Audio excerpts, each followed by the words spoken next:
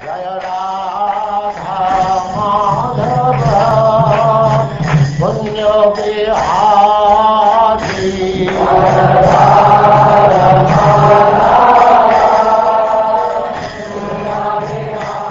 now chapter 17, Lord Krishna's description of the Varnashram system.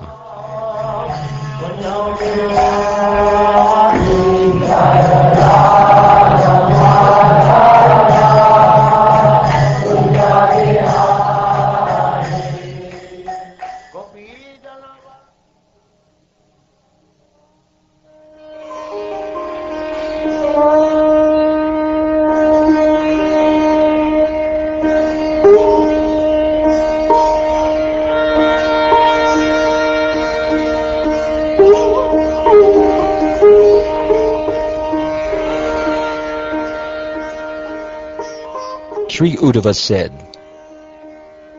"My dear Lord, previously you described the principles of devotional service that are to be practiced by followers of the Varnashram system, and even ordinary unregulated human beings. My dear lotus-eyed Lord, now please explain to me how all human beings can achieve loving service unto you by the execution of their prescribed duties." My dear Lord, O mighty armed one, previously, in your form of Lord Hamsa, you spoke to Lord Brahma those religious principles that bring supreme happiness to the practitioner. My dear Madhava, now much time has passed, and that which you previously instructed will soon practically cease to exist, O subduer of the enemy. My dear Lord Achyuta, there is no other speaker, creator, and protector of supreme religious principles other than your lordship, either on the earth or even in the assembly of Lord Brahma, where the personified Vedas reside. Thus, my dear Lord Madhusudana, when you, who are the very creator, protector, and speaker of spiritual knowledge, abandon the earth, who will again speak this lost knowledge? Therefore, my Lord, since you are the knower of all religious principles, please describe to me the human beings who may execute the path of loving service to you, and how such service is to be rendered.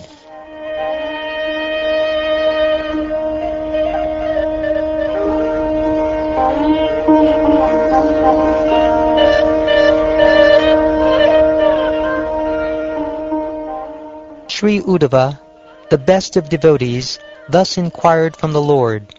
Hearing his question, the personality of Godhead, Sri Krishna, was pleased, and for the welfare of all conditioned souls, spoke those religious principles that are eternal.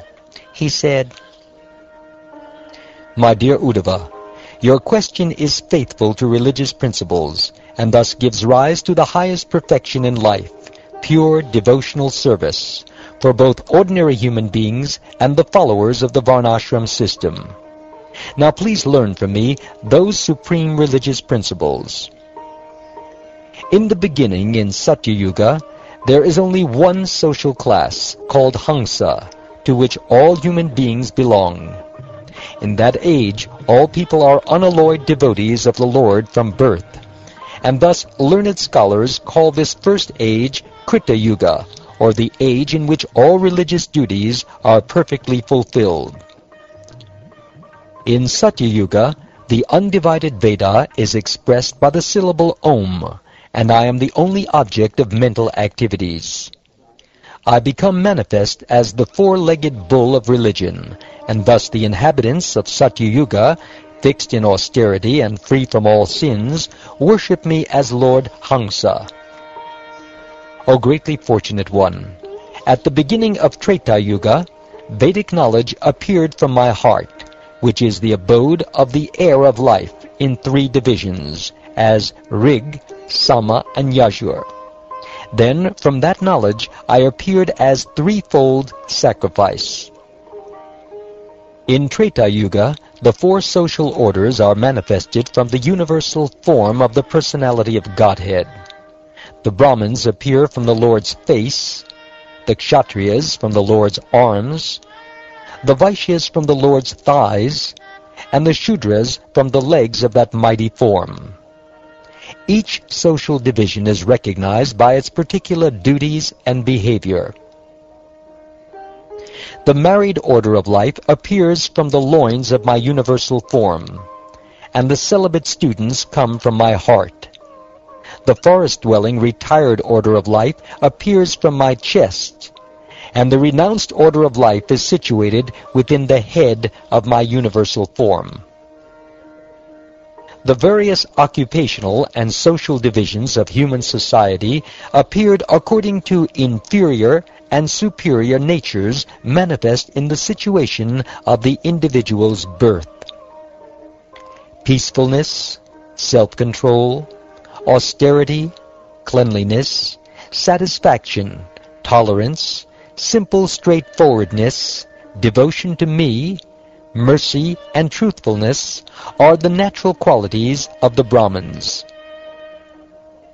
Dynamic power, bodily strength, determination, heroism, tolerance, generosity, great endeavor, steadiness, devotion to the Brahmins, and leadership are the natural qualities of the Kshatriyas.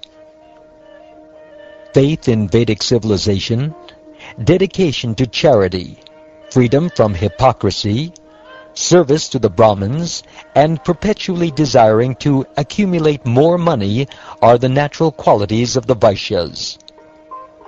Service without duplicity to the Brahmins, cows, demigods, and other worshipable personalities, and complete satisfaction with whatever income is obtained in such service are the natural qualities of Shudras. Dirtiness, dishonesty, thievery, faithlessness, useless quarrel, lust, anger, and hankering constitute the nature of those in the lowest position outside the Varnashram system. Nonviolence, truthfulness, honesty, desire for the happiness and welfare of all others, and freedom from lust, anger, and greed constitute duties for all members of society.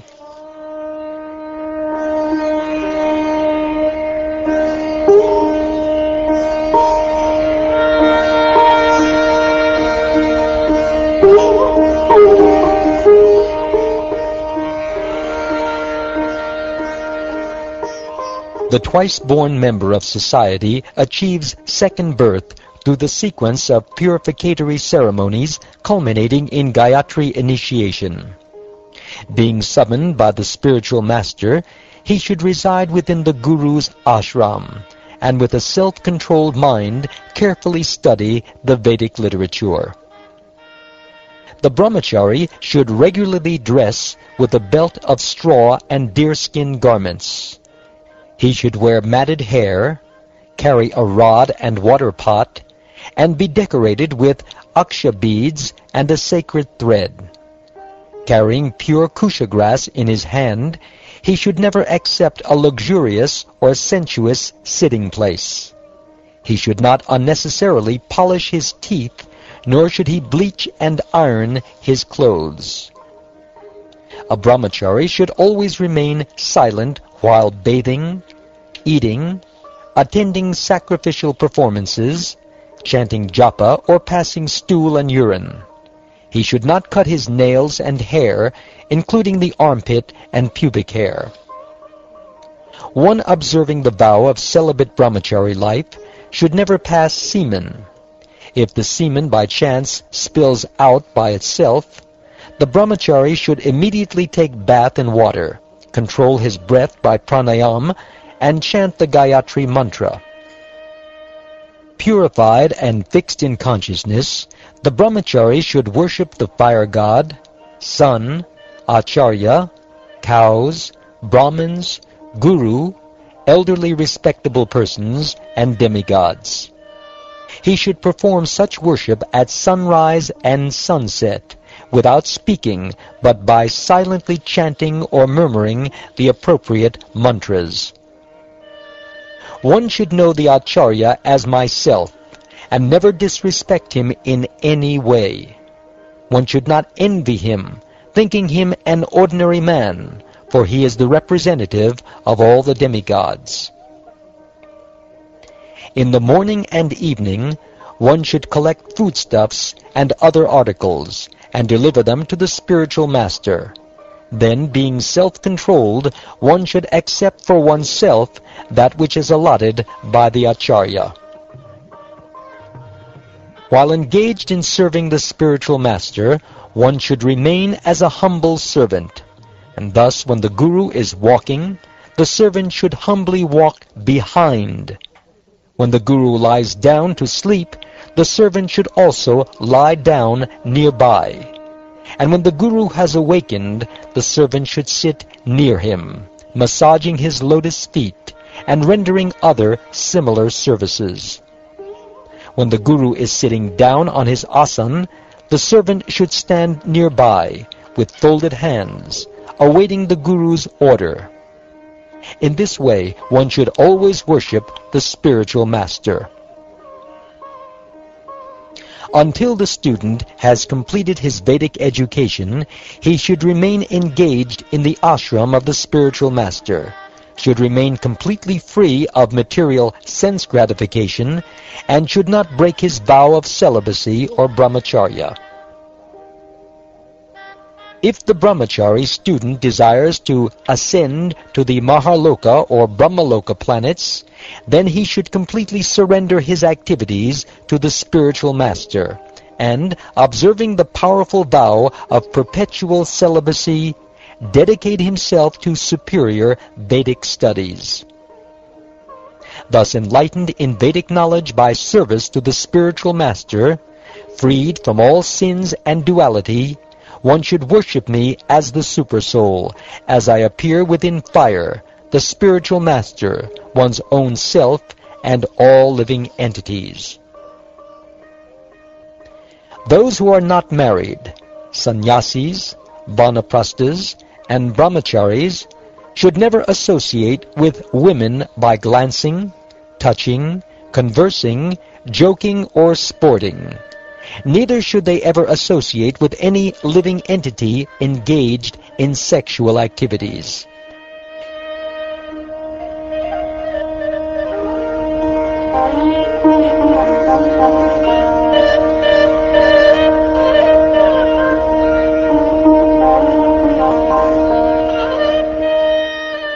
My dear Uddhava, general cleanliness, washing the hands, taking bath, performing religious services at sunrise, noon, and sunset, worshipping me, visiting holy places, chanting japa, avoiding that which is untouchable, unedible, or not to be discussed, and remembering my existence within all living entities as the Supersoul, together constitute principles to be followed by all members of society through regulation of the mind, words, and body.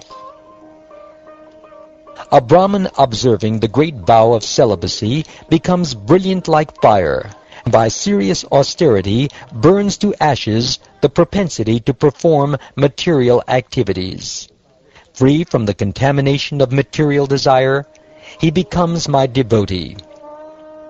A brahmachari who has completed his Vedic education and desires to enter household life should offer proper remuneration to the spiritual master, take bath, cut his hair, put on proper clothes, and so on, and taking permission from the Guru should go back to his home. A brahmachari desiring to fulfill his material desires should live at home with his family, and a householder who is eager to purify his consciousness should enter the forest, whereas a purified Brahmin should accept the renounced order of life. One who is not surrendered to me should move progressively from one ashram to another, never acting otherwise. One who desires to establish family life should marry a wife of his own caste, who is beyond reproach and younger in age. If one desires to accept many wives, he must marry them after the first marriage, and each wife should be of a successively lower caste. All twice-born men, Brahmins, Kshatriyas, and Vaishyas, must perform sacrifice, study the Vedic literature, and give charity. Only the Brahmins, however, accept charity, teach the Vedic knowledge, and perform sacrifice on behalf of others.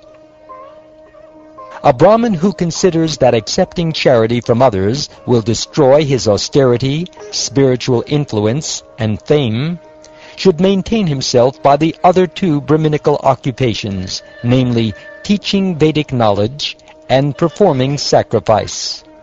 If the Brahmin considers that those two occupations also compromise his spiritual position, then he should collect rejected grains in agricultural fields and live without any dependence on others. The body of a Brahmin is not intended to enjoy insignificant material sense gratification. Rather, by accepting difficult austerities in his life, a Brahmin will enjoy unlimited happiness after death.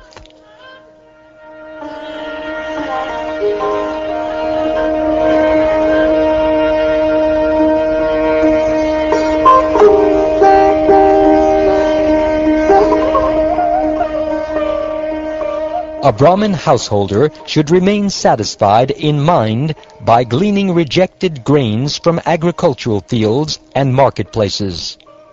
Keeping himself free of personal desire, he should practice magnanimous religious principles with consciousness absorbed in me. In this way, a Brahmin may stay at home as a householder without very much attachment and thus achieve liberation.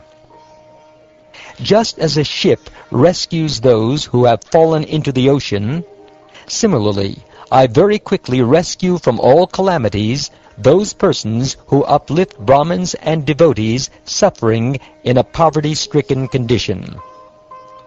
Just as the chief bull elephant protects all other elephants in his herd and defends himself as well, similarly, a fearless king, just like a father, must save all of the citizens from difficulty and also protect himself. An earthly king who protects himself and all citizens by removing all sins from his kingdom will certainly enjoy with Lord Indra in airplanes as brilliant as the sun. If a Brahmin cannot support himself through his regular duties and is thus suffering, he may adopt the occupation of a merchant and overcome his destitute condition by buying and selling material things. If he continues to suffer extreme poverty even as a merchant, then he may adopt the occupation of a kshatriya, taking sword in hand. But he cannot, in any circumstances, become like a dog, accepting an ordinary master.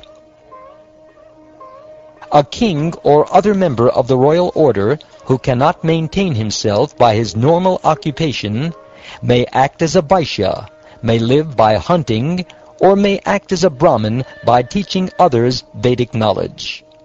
But he may not, under any circumstances, adopt the profession of a Shudra.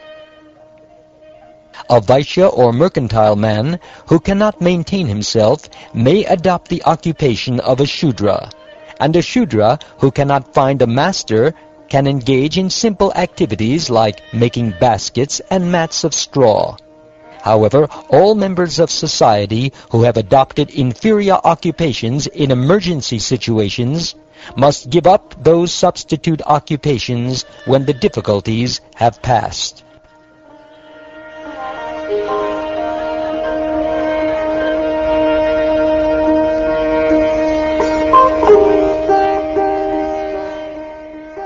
One in the Grahastha order of life should daily worship the sages by Vedic study, the forefathers by offering the mantra Svadha, the demigods by chanting Svaha, all living entities by offering shares of one's meals, and human beings by offering grains and water.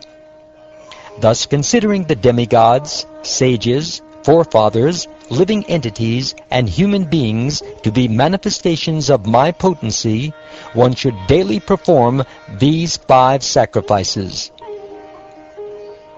A householder should comfortably maintain his dependence, either with money that comes of its own accord, or with that gathered by honest execution of one's duties. According to one's means, one should perform sacrifices and other religious ceremonies.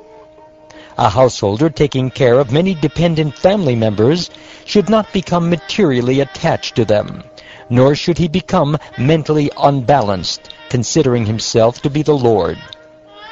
An intelligent householder should see that all possible future happiness, just like that which he has already experienced, is temporary. The association of children, wife, relatives, and friends is just like the brief meeting of travelers. With each change of body, one is separated from all such associates, just as one loses the objects one possesses in a dream when the dream is over. Deeply considering the actual situation, a liberated soul should live at home just like a guest, without any sense of proprietorship or false ego. In this way, he will not be bound or entangled by domestic affairs. A householder devotee who worships me by execution of his family duties may remain at home, go to a holy place, or, having a responsible son, may take sannyas. But a householder whose mind is attached to his home, and who is thus disturbed by ardent desires to enjoy his money and children, who is lusty after women, who is possessed of a miserly mentality, and who unintelligently thinks, "Everything is mine, and I am everything," is certainly bound in illusion.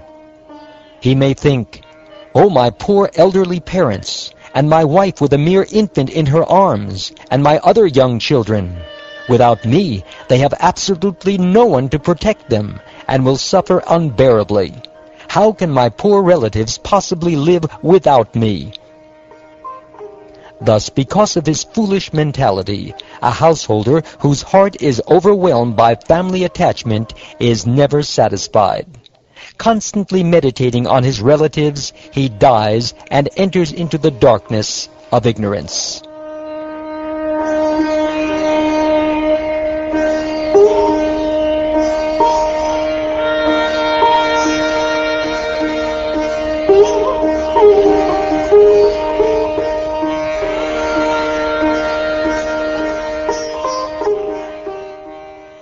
Thus ends the 17th chapter of the 11th canto of the Srimad Bhagavatam, entitled Lord Krishna's Description of the Varnashram System.